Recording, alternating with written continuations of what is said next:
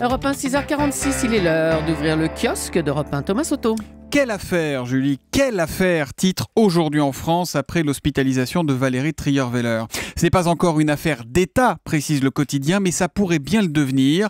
Le journal raconte que c'est François Hollande lui-même qui s'est chargé de confirmer la mauvaise nouvelle à sa compagne jeudi, quelques heures avant la sortie en kiosque de Closer. Il n'a rien nié, ni les escapades à scooter avec son garde du corps au milieu de la nuit, ni la fréquence de ses rendez-vous clandestins.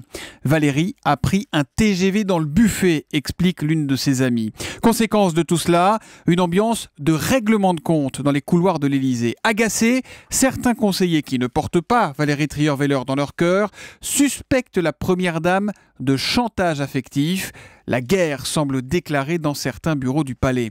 Signe de la place que prend cette affaire, Julie, il faut aller en page 4 pour trouver un article sur les autres dossiers chauds de l'Élysée, autrement dit l'emploi, la sécu ou le logement. Et j'imagine que la liaison présidentielle et ses conséquences sont partout dans la presse ce matin, Thomas. Ah ça oui Julie, c'est bien simple. À part l'équipe, tout le monde en parle. Alors on est loin des pudeurs de la fin de la semaine quand certains titres faisaient la fine bouche. Et ça donne chez les Hollande, le psychodrame, c'est maintenant dans la Provence.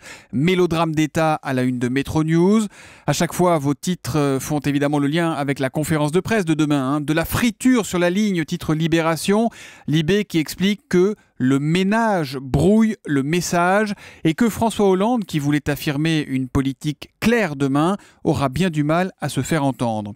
Entre son virage politique et sa vie personnelle, Hollande est contraint à un double choc de clarification, nous explique l'opinion, c'est toujours en une. Il est en zone de turbulence au pluriel, pour Sud-Ouest. Sobre, mais sur le même sujet, le Figaro nous parle d'une semaine décisive pour François Hollande. En plus, tout le week-end, c'est la presse étrangère qui s'en était donnée à cœur joie. Ça a été le cas tout le week-end et ça continue aujourd'hui. La love affair du président passionne les Anglais notamment.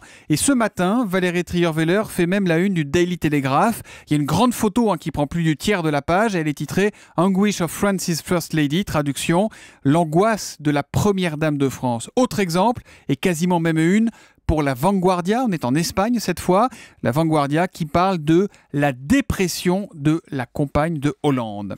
Et à part ça, Thomas? À part ça, pour être tout à fait franc avec vous, pas grand-chose, Julie, à part peut-être la hausse du prix du tabac. À quoi ça sert, demande Nice Matin. Quels effets, s'interroge Ouest France. Quels effets, c'est décidément la question du jour. Europe 1, il est 6h49. À la une des régions, votre rendez-vous chaque matin avec un quotidien et une actualité régionale. Bonjour Marion Calais. Bonjour Thomas. Aujourd'hui, une star de l'exportation française. Une star bien de chez nous, avec sa tête blanche et ses taches marron ou noires. Est-ce que vous voyez de qui je parle, Thomas, Julie? Pour l'instant, pas très bien. Non. Eh bien, en l'occurrence, c'est d'une vache, la Montbéliarde. Elle fait la une de l'Est républicain ce matin. Une Montbéliarde en forme olympique, écrit même le quotidien dans son édition du Doubs, car c'est au pays de l'olympisme hivernal qu'elle cartonne, en l'occurrence en Russie.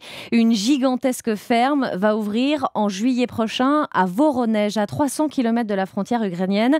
Elle accueillera 2000 vaches comtoises qui produiront 16 millions de litres de lait par an. 16 millions de litres avec 2000 vaches. 16 millions de litres pour le plus grand producteur indépendant du pays. 2000 vaches, un record mondial, tout simplement, pour un troupeau de Montbéliarde, dit le journal, qui s'intéresse du coup au succès de la race à l'export. Le marché a doublé en 3 ans pour les coopératives de la région.